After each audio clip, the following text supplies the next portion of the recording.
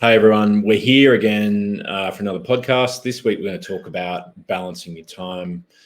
I think both of us, to set some context, both of us have had a tough week around managing other people's logistics and having to balance our own time for our own lives and clients and work and all that stuff around the needs to give to others. So Kevin, do you want to talk about how your week's been and what the story is for you? So for me, it's not really,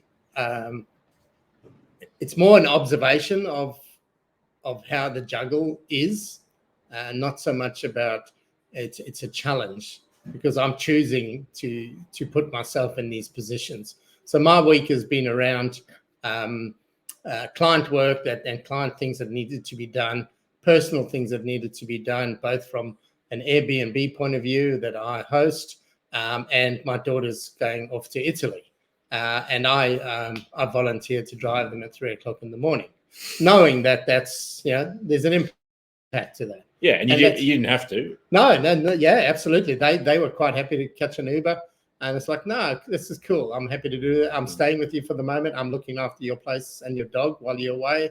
That's great. It'd be nice to chat on the way to the airport, even though it was 3:00 in the morning. So those things have just culminated in me feeling like I'm running when I'm trying to get things finished for myself. So whether it's changing a gas bottle at my apartment for the Airbnb, or even trying to finish something off for a profile for someone in Malaysia. It's and the sense for you is that you're leaving it too late, right? Well, or is that what it is? Yeah. So I am leaving it too late, but I know my personality profile, and I know that's what I do, and I've accepted that way long ago.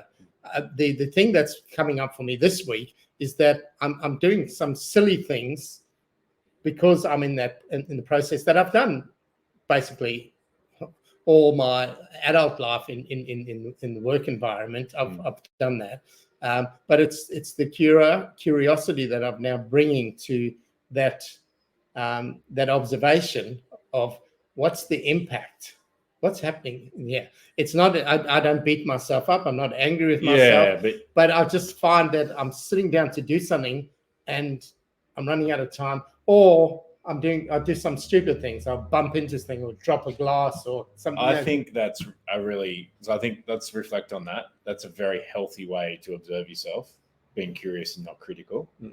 Thank you. I like that. Yeah. And even that takes a lot of work in one person's life to do that. Yeah. So my sense with time is this, which is I've had a sick daughter and a sick dog. I've had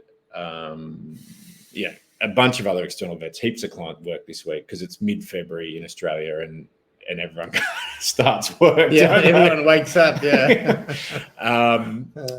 And so a lot of things are pulling me away from me. A lot of other people's needs of me. And I am different to Kevin in the sense that I'm a calm kind of guy and quite, I would say I've just recently realized, quite an organized person, and I like to leave enough space in my life to be that way. And so what happens with me and the impact of me is when this gets out of balance is I get into a real state of overwhelm.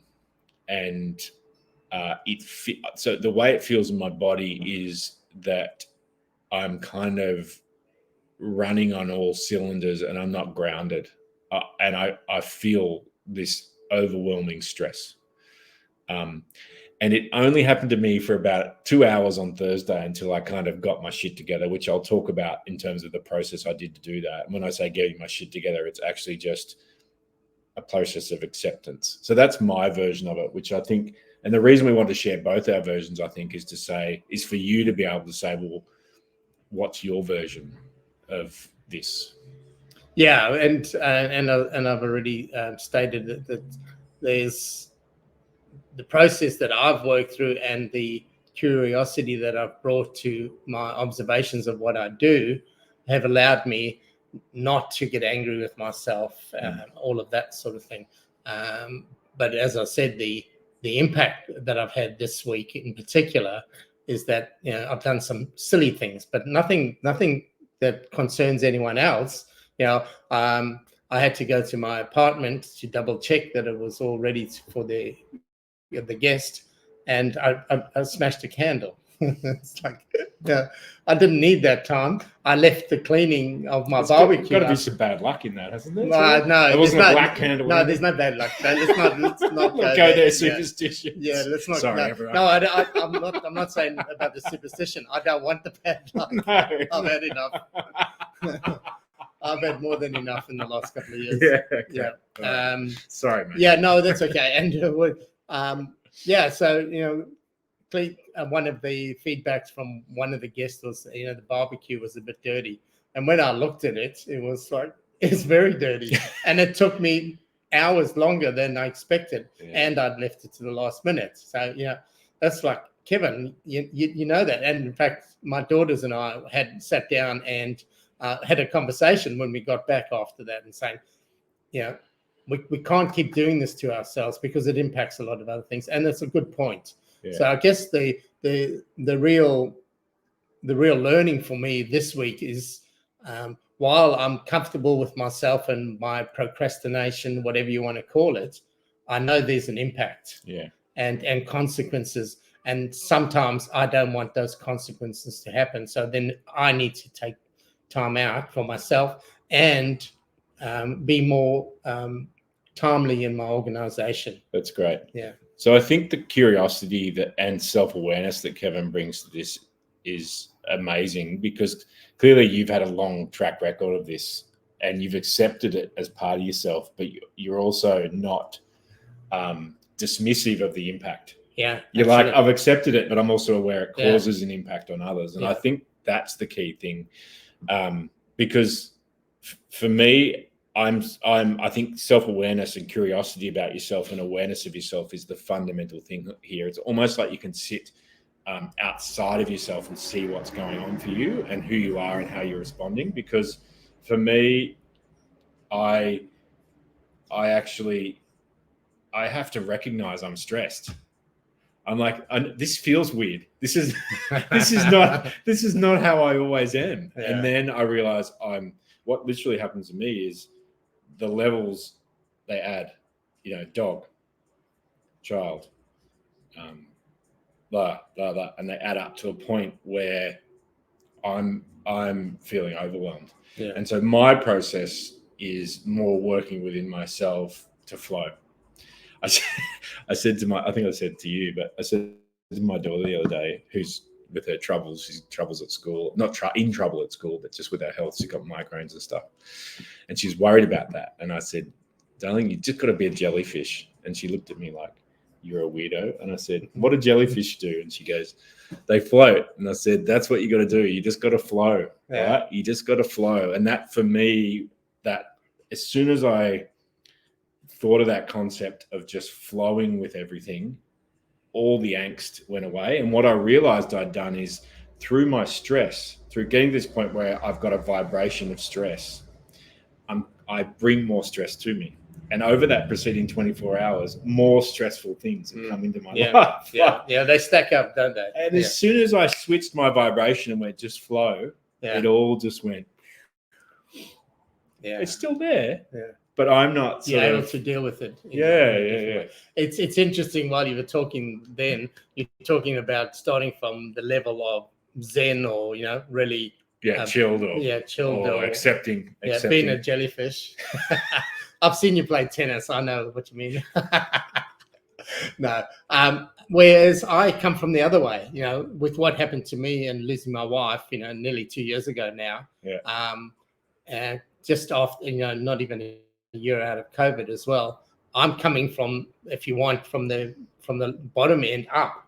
I'm coming from full stress and trying to manage that back down to a reasonable level. And I do quite a lot of it, and I do a lot of it quite well. Yeah.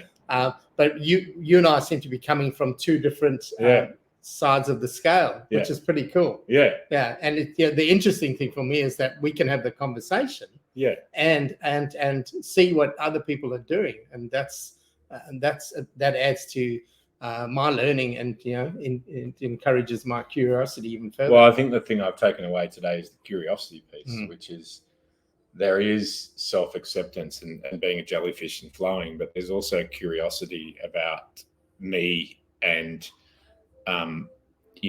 and an awareness of being so super organized in the way I like to have things done, is that also has an impact on people. Yeah. Right? Well, and there's a consequence, Yeah, there's curiosity and consequences. Or from impact, whichever. or whatever. Because one of the consequences for me is one of my daughters continually tells me that I'm stressed.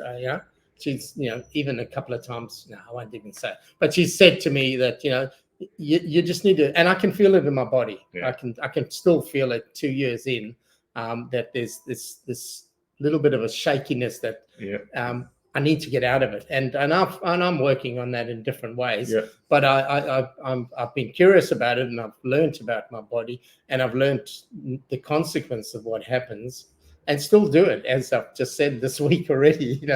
I still do it from time to time, but I know that I can have the debrief even with myself, but also with other people that it's impacting. Yeah, and that's cool. Yeah. So I think both of us have had weeks where balancing time has been challenged. What we've learnt today is that we take two polarity differences in terms of where we come from with that. Yeah.